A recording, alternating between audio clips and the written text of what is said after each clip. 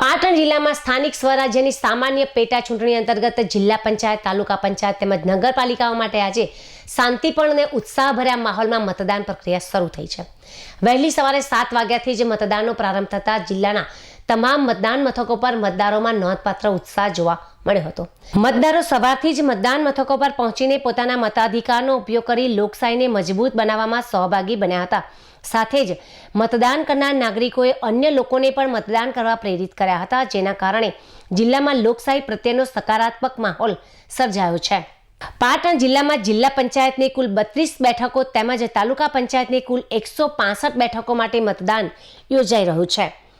આ માટે જિલ્લામાં કુલ 1099 મતદાન મથકો નિર્ધારિત કરવામાં આવ્યા છે। ઉપરાંત જિલ્લામાં આવેલી 3 નગરપાલિકાઓ મળીને 21 વોર્ડની 81 બેઠકો માટે 147 મતદાન મથકો પર મતદાન ચાલી રહ્યું છે।